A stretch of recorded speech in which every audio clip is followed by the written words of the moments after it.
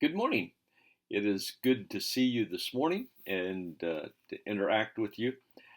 I guess technically I don't see you, but I feel like I'm getting to talk to each of you. I am delighted to be able to interact with you on this course about the importance of developing healthy habits of ministry. I am excited about one of the books that we're reading this week. It's by Douglas Fagerstrom, and what we are reading is the part one, Establishing Your Ministry Identity.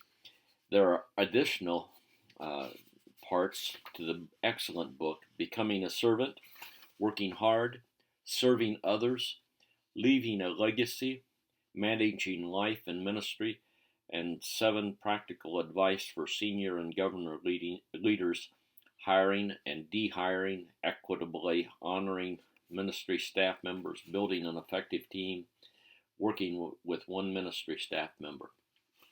It's an excellent book. I was delighted to learn about the book this past summer, and I highly commend it. We are reading the first 5 chapters for week 3. We're continuing our reading in Hull's excellent book.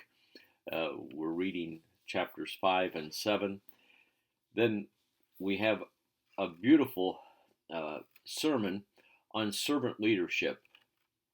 That's our theme this week, and I just highly commend it. And then we have a little different kind of uh, video from the 2015 Servant Leadership Summit. I think you will find it very inspiring also. Also, in addition to the scripts for the videos, you will find a helpful little chart differentiating between proud people and broken people. I think it's helpful for each of us to pause and look at that, although it's not a required aspect of our study. This whole theme of the leader as a servant leader is such a crucial matter in each of our lives. As we look at the assignments for the goals for this week, the learning objectives, identify examples of servant leadership as seen in the ministry of Jesus Christ, analyze the differences between the prideful leadership and servant leadership, describe the characteristics of servant leadership, and then identify important ministry skills when beginning a ministry. So, we have 2 papers to write, one on humility, a 3-page paper on the importance of humility in the life of the ministry leader, and a second paper, a 3-page paper, about insights you've gained from the 2 video presentations, reading and life observations. In both of those, you need to cite resources. We're not just talking about what comes off the top of our head. We want you to cite resources that you have accessed that help form your perspective. And likewise, on our discussion board, discuss 1 or 2 ideas you glean from Fagerstrom reading and how you will implement them in your personal life and ministry. So at the end of each one of your discussion boards, on your initial board at least, you should have a statement that you cited Fagerstrom. And the way that you cite that, some of you are kind of struggling with that. You would put like in parentheses